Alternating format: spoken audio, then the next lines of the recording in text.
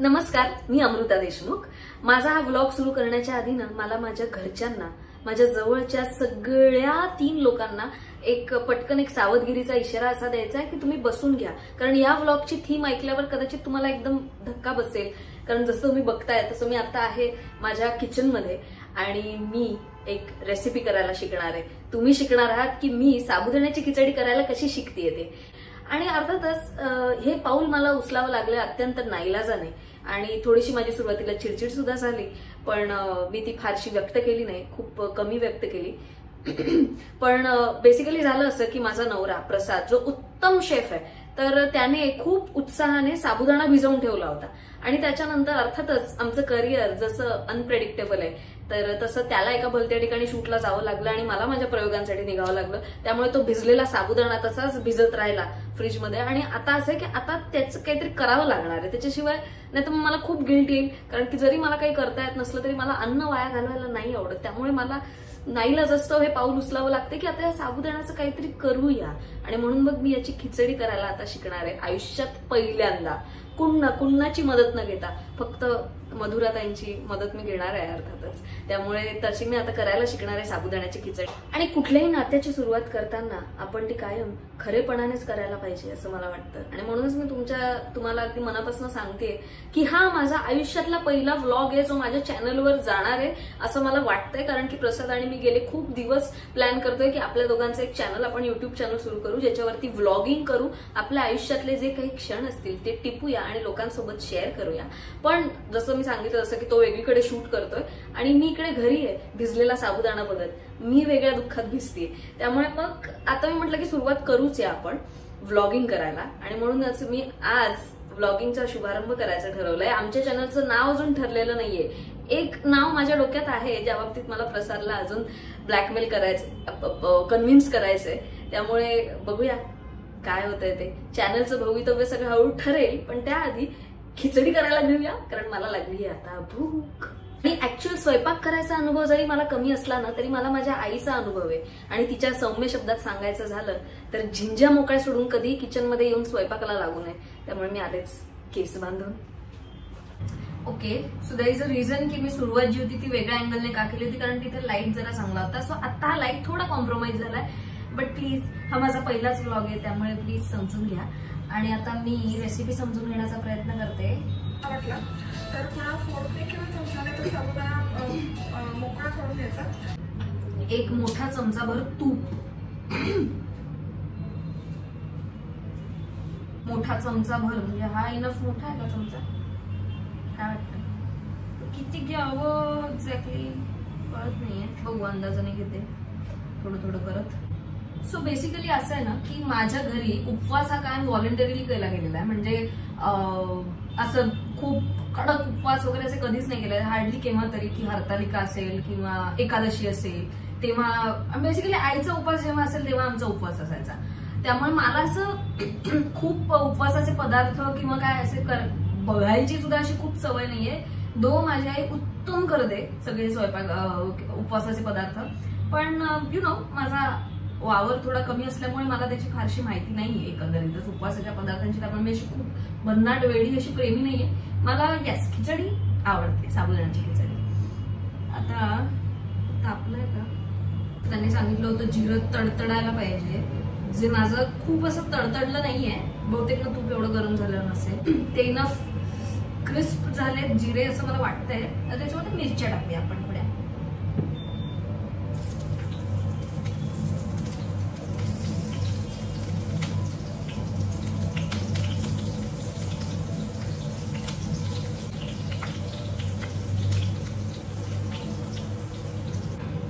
ज्या गोष्टीमुळे या सगळ्या गोष्टीला सुरुवात झालेली आहे, भिजवलेला साबुदाणा मेन कल्प्रिट, त्याला आपण आता ह्याच्यामध्ये टाकूया।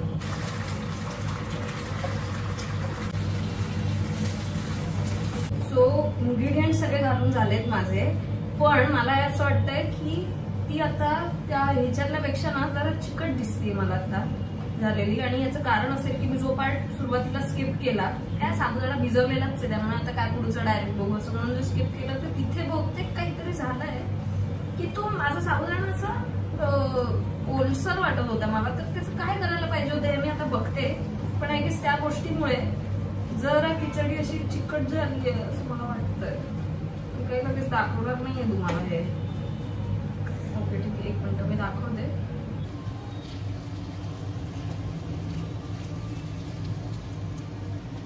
सो अशी ती दिसतीये साधारण, काहीतरी हुकलंय माझं. पण आता मधुराताई सांगतायत की ते थोडा वेळ ती झाकून ठेवायची आहे सगळी एकजीव झाल्यानंतर. माहिती काय होणार आहे.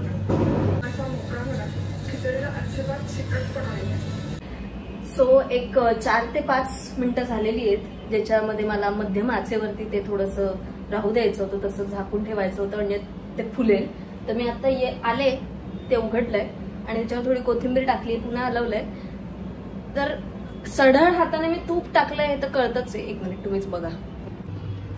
जरा सढळ हाताने तूप टाकलं गेलेलं आहेच आहे, प्लस जरा चिकट पण झालेली आहे. मला तुम्ही माफ कराल ना. आणि मी एकटी असतानाच मुद्दामच हे केलं म्हणजे कोणावरही अत्याचार नको व्हायला. सो अशी मी केलेली आहे. आता चवीला कशी आहे हे मी तुम्हाला सांगणार आहे थोड्याच वेळात.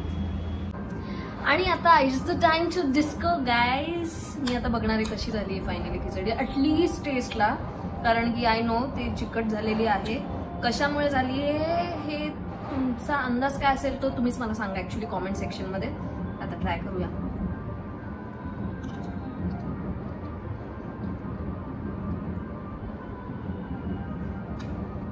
खरंच चांगली झालेली आहे. मी अगदी म्हणणार नाही एकदम A1 झाली आहे, हाय क्लास झाली असं मी काय म्हणणार नाहीये. पण it's not bad at all. म्हणजे मी पोटभर आज खाऊ शकणारे इतपत मी बरी केलेली आहे.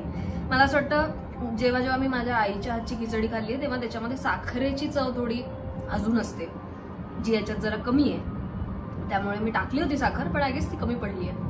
सो अशी माझी खिचडी आता तयार झालेली आहे, जी मी आता मनसोक्त खाणार आहे. तुम्हाला पटकन असं दाखवते. सो अशी माझी खिचडी झालेली आहे. आणि आता मी घरी सांगणार आहे, मी हा व्हिडिओज त्यांना पाठवणार आहे, सांगणार आहे की बघा मी आज खिचडी ट्राय केलेली आहे. सो हा माझा पहिला अटेम्प्ट होता व्लॉग मधला, म्हणजे ना ऑफिशियल असा अगदी पहिला अटेम्प्ट होता. पहिला व्हिडिओ आमच्या चॅनलवरती कुठला जाणार हे मला अजून माहिती नाहीये, पण जेव्हा केव्हा हा व्हिडिओ जाईल तर तेव्हा आज तुम्ही जसं माझ्या रेसिपीला समजून घेतलं तर तसंच माझ्या व्लॉग्स ना, माझ्या आणि प्रसादचा आम्ही मिळून सुद्धा करणार आहोत, म्हणजे मिळूनच करणार आहोत मेजरली. तर त्या व्लॉग्सना सुद्धा समजून घ्या. काही 19-20 झालं, काही हे झालं तर कॉमेंट सेक्शनमध्ये सांगा. तुम्हाला ज्या काही तुमच्या सूचना असतील, तुमचं प्रेम असेल, सगळे हार्ट्स असतील, जे काय असेल ते सगळं कॉमेंट सेक्शनमध्ये सांगा. त्यातल्या म्हणजे काय म्हणू आपण त्याला, कन्स्ट्रक्टिव्ह क्रिटिसिझम जे कुठले असतील तर ते आम्ही नक्कीच कन्सिडर करू. आणि थँक्यू सो मच. माझ्यासोबत तुम्ही आज होतात त्यामुळे मला जरा कमी भीती वाटली. So thank you so much. आता पुढचा ब्लॉग कुठला असणार आहे मला नाही माहितीये, बघूया. Stay tune. आणि चॅनलला माझ्या सबस्क्राईब करा, लाईक करा, शेअर करा आणि ते नोटिफिकेशनचं जे काय बेल आयकन जे आहे त्याला सुद्धा क्लिक करा. म्हणजे मी नवीन रेसिपी नाही, नवीन व्हिडिओ रेसिपीचं धाडस मी एकटी करणार नाही, पण कदाचित करेल नाही, यू नेव्हर नो. सो जेव्हा केव्हा करेल तो व्हिडिओ, मी जेव्हा टाकेन, आम्ही जेव्हा केव्हा व्हिडिओ टाकू तेव्हा तुम्हाला कळायला पाहिजे. त्यामुळे बेल आयकनवरती क्लिक करून ठेवा आणि सबस्क्राईब करा. बाय.